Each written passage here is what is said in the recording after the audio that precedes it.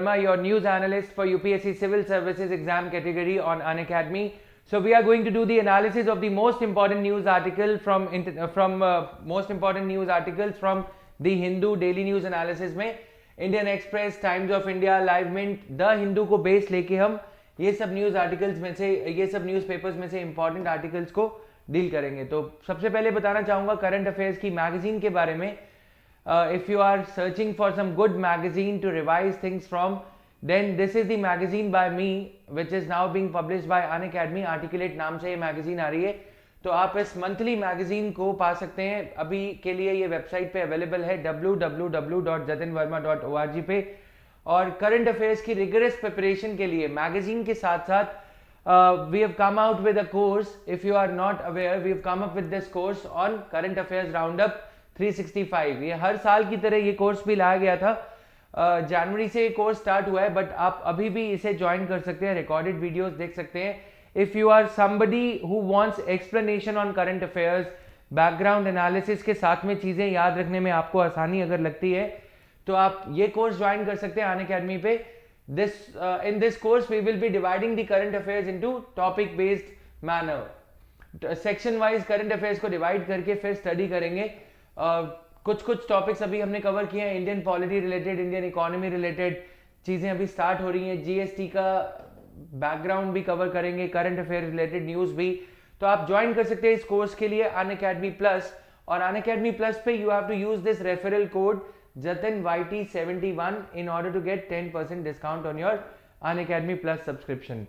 Apart from this course, there are other courses also. Indian Economy for UPSC, CSC.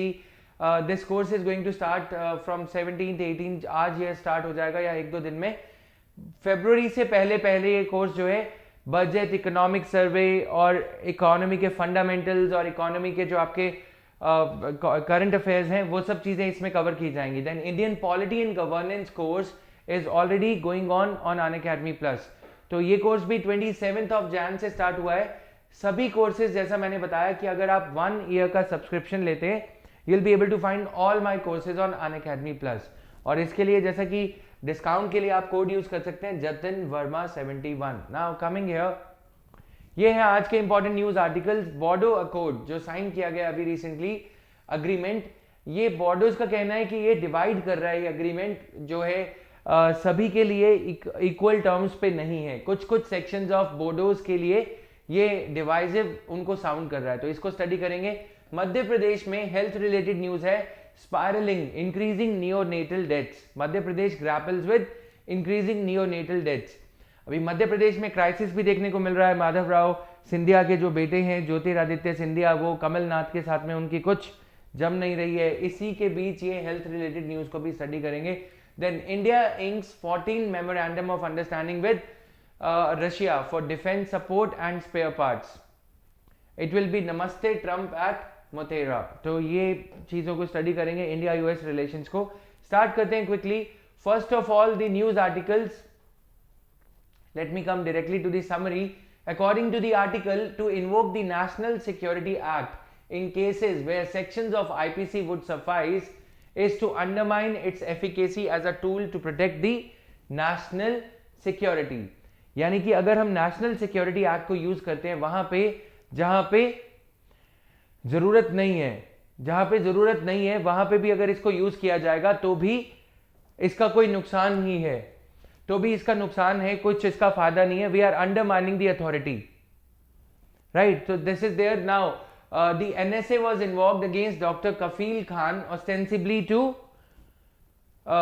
prevent him, who is a pediatrician from the Gorakhpur, was sought to be blamed when oxygen shortage in the BRD Medical College hospital led to nearly 60 children dying in 2017. It is regrettable that the police and the bureaucracy appear to act in wanton disregard for the basic rights.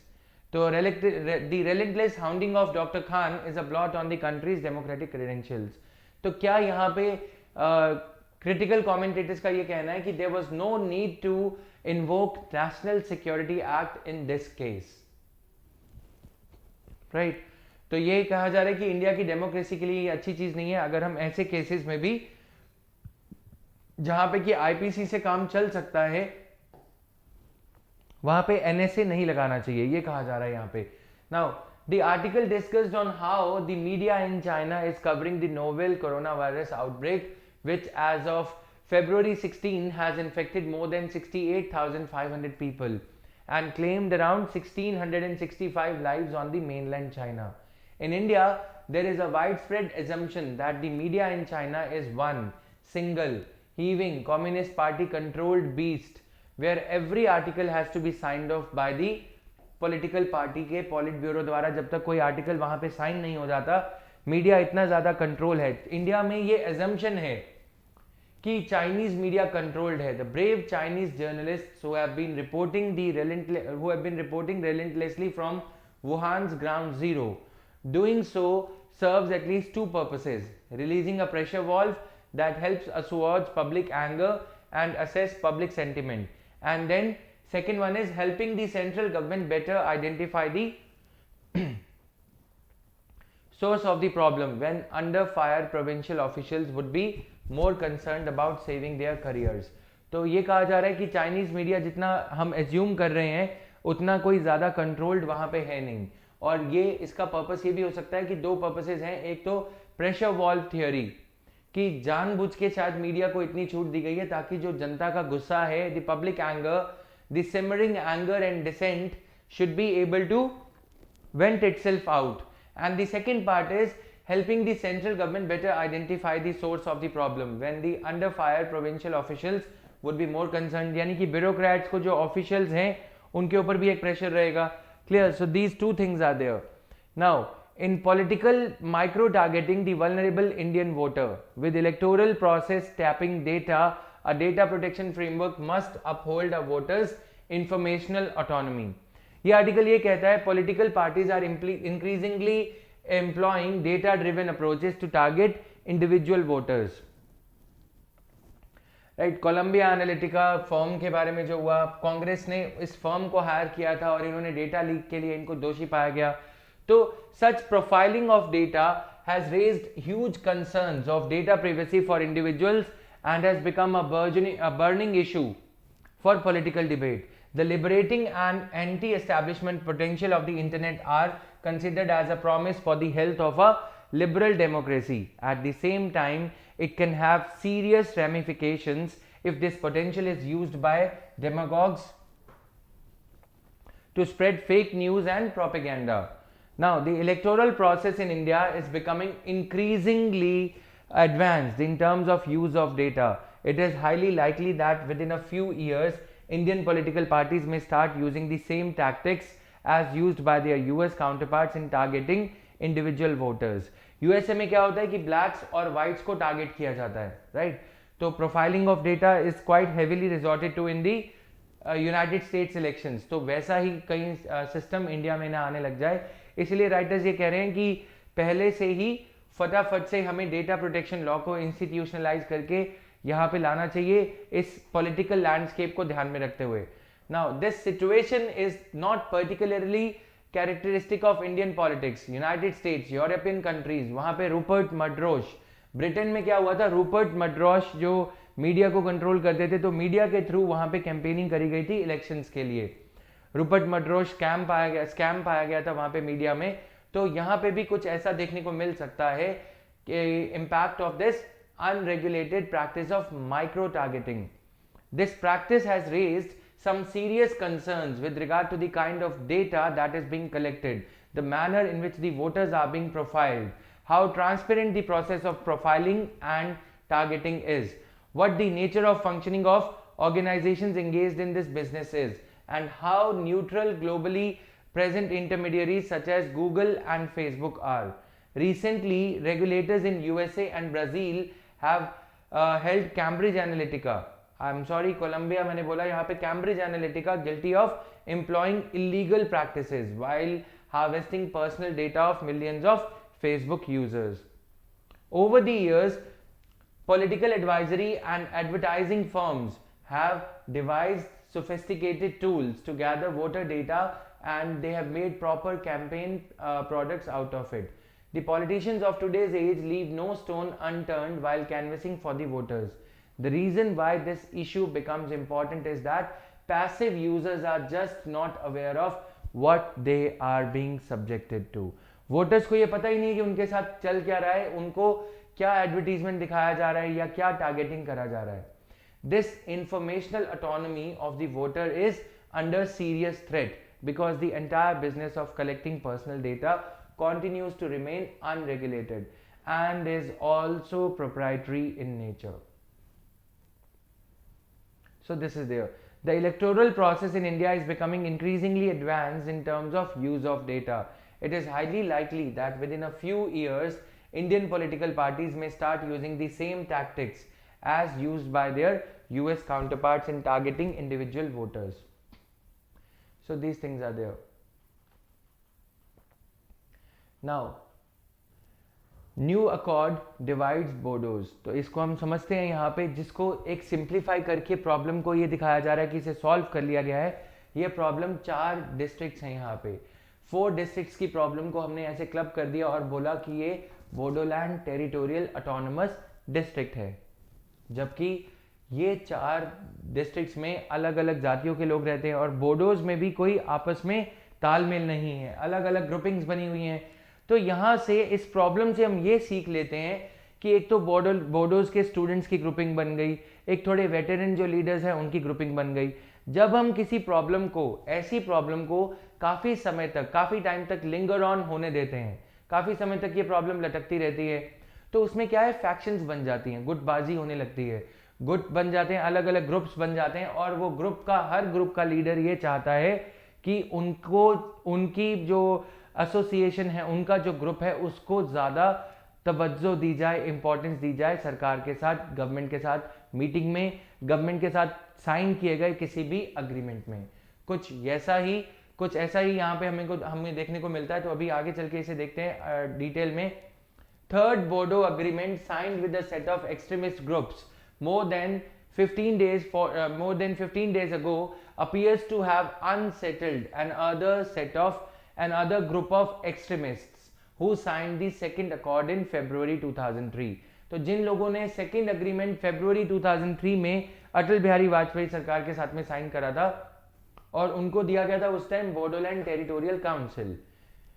अभी 27 जनवरी को centre ने sign किया है peace accord, piece agreement with all the factions of national democratic front of Bodoland and 2 other organizations including all Bodo Students Union (ABSU).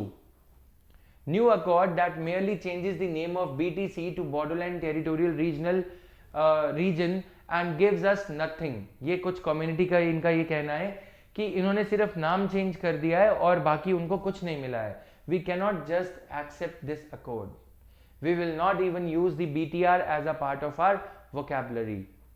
BTC के chief का outburst, ये BTC के chief का ये कहना है, उनका गुस्सा और ज्यादा अहमियत रखता है ahead of the BTC elections where the ABSU has often sided with rival parties of BPF such as United People's Party Liberal. तो एक दो मैंने जैसा बताया कि अगर हम इसे समय रहते सॉल्व कर देते तो इतनी ज़्यादा फैक्शंस ना बनती. ये BTC, फिर UPPL, फिर उसके बाद BPF, तो समझना भी मुश्किल हो जाता है कि किसके साथ में हम नेगोशिएट करें, सरकार नेगोशिएट करे और किसको एक्सक्लूड किया जाए. BTC chief who headed the now disbanded extremist group Bodo Liberation Tigers has also been critical of Mr. Bodo. He used to say he would never become a politician and contest elections. He lied when he was with ABSU. He will lie more if he comes to power. यानी कि mister बोरो जो है, mister बोरो का criticism यहाँ पे किया जा रहा है कि पहले तो ये बोलते थे कि ये पॉलिटिक्स में नहीं आएंगे, लेकिन अब इन्होंने पॉलिटिक्स ज्वाइन कर लिया है. तो ये सारी जो चीज़ें हैं, इसको सरकार को कुछ ऐसा कहते हैं कि सभी पार्टीज टू द डिस्प्यूट को एक round table conference kind of करना चाहिए कि इनके सभी के साथ में मीटिंग हो ताकि इसका एक ड्यूरेबल पीस सॉल्यूशन निकल सके. अदरवाइज क्या होगा कि आप 2 फैक्शंस के साथ में अग्रीमेंट साइन करेंगे, 15 दिन के बाद आप फिर देखते हैं कि कोई और 2 फैक्शंस उसको अपोज कर रही हैं. तो लॉन्ग लास्टिंग पीस हमें चाहिए. इसके लिए किसी 1-2 फैक्शंस को बुला के बाकी 2-3 अगर नाराज रह जाएंगी तो वो 15 साल या 15 to 20 years afterwards we would see that that small faction which was a minuscule fraction would gain traction. Right तो ये सारी चीजों को सरकार को ध्यान में रखना होगा. अब 2 of Assams 3 autonomous district councils हैं, करबी आंगलोंग. ये जो इशू चल रहा है सिटीजनशिप अमेंडमेंट एक्ट का, ये उसी से लिया गया है.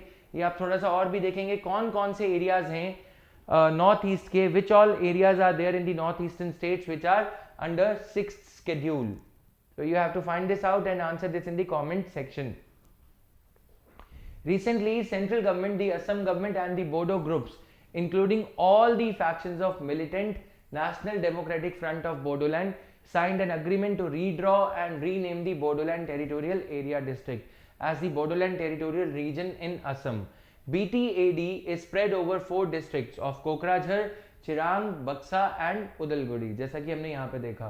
तो ये 4 हिस्सों में बटा हुआ है ये डिस्ट्रिक्ट, 4 डिस्ट्रिक्ट्स में बटा हुआ है ये एरिया जहाँ पे बोडोज प्रीडोमिनेंटली रहते हैं. BTAD and other areas mentioned under 6th schedule of the Constitution have been exempted from Citizenship Amendment Act 2019. अब key points to remember: Bodoland Territorial Region would include the villages which are dominated by Bodos but are outside BTAD presently. Villages with non-Bodo population would be excluded from it. A committee will be formed to decide the exclusion and inclusion of new areas. Subsequently, the total number of assembly seats will go up to 60 from the existing 40. तो number of seats बढ़ा दी गई हैं. पिछले दिनों हमने इस पे एक एडिटोरियल एनालिसिस में भी कुछ चीजें इसके बारे में पढ़ी थी. Both the representatives of all Bodo Students Union and of Bodoland Territorial Council will be present in the committee. Bodo Kachari Welfare Council will be set up for the focused development of Bodo villages outside BTAD. Bodos living in the hills would be conferred a scheduled hill tribe status, SHT status. ये कब दिया जाता है, कैसे दिया जाता है, ये आपको फाइंड आउट करना है. This is your homework for today. How this status is conferred Bodos के लिए. Then Bodo language with Devanagari script would be associate official language for the entire Assam. Bodo language for the with Devanagari script will be the language for entire Assam. However, the agreement has not addressed the issue of citizenship or work permit for non-domiciles in the BTAD yet. यानी कि इस area के बाहर के लोग अगर non domicile people if they want to enter, तो inner line permit का इशू अभी तक रिजॉल्व नहीं किया गया है. अगर मैं इस एरिया में नहीं रहता हूं लेकिन अगर मैं यहाँ पे विजिट करना चाहता हूं या यहाँ पे आके रेजिडेंट बनना चाहता हूं, तो उस पे अभी क्लैरिटी नहीं है, which is why the some of the factions are opposing this. Around 1500 cadres of NDFB will be rehabilitated and assimilated by central and the state governments. The criminal cases registered against the factions of, जो criminal cases इनके against उस time पे file किए गए थे for non heinous crimes, shall be withdrawn and the cases of heinous crimes will be reviewed. जो इन्होंने संगीन जुर्म किए थे उस टाइम पे, उन केसेस को रिव्यू किया जाएगा. Families of the people killed during the Bodo movement would get ₹5 lakh each. Special development package of ₹1500 crore would be given by the center to undertake specific projects for the development of Bodo areas. Right? Bodo areas की development के लिए 1500 करोड़ का package. तो ये है इसकी salient की points जो हैं, salient points to memorise for mains 2020. तो आप ये अभी से इसे याद करना शुरू कर दें. हम लोग प्रीलिम्स की तैयारी नहीं, सिर्फ प्रीलिम्स की प्रिपरेशन नहीं चल रही है यहाँ पे, हमें मेंस के लिए भी टारगेट करना होगा. और इस मैप को आप थोड़ा सा अच्छे से स्टडी करेंगे प्रीलिम्स के लिए भी और मेंस के लिए भी. ये चीजें मेंस के लिए तो इंपॉर्टेंट है ही, प्रीलिम्स के लिए भी इंपॉर्टेंट है. थोड़ा सा एक्स्ट्रा एम्फेसिस देके इसे पढ़िएगा. Now Madhya Pradesh grapples with spiraling neonatal deaths. Madhya Pradesh has recorded the highest percentage of newborn deaths of 11.5% against the total admissions to the government-run sick newborn care units. In the past 3 years across the country, a rate ominously spiraling since 2017, according to the National Health Mission. The country's average is 7%. Although the admission of neonates, यानी कि वो बच्चे जो 28 दिन से कम उम्र के हैं, in the state have admissions of neonates in the states have dropped from April 2017 to December 2019, remaining lower than West Bengal, Rajasthan and Uttar Pradesh. The percentage of deaths, यानी कि नए बच्चे कम, जो नए शिशु हैं, जो बच्चे हैं जिन्होंने अभी बर्थ लिया ही है 28 डेज से कम एज के, उनका हॉस्पिटल में एडमिशन तो कम हो रहा है, यानी कि they are falling ill less often, but those of them who are getting admitted, उनका डेथ रेट जो है 12.2%, ये बिहार से भी ज्यादा है। ऐसा मध्य प्रदेश में क्यों? Waste Bengal where 34,000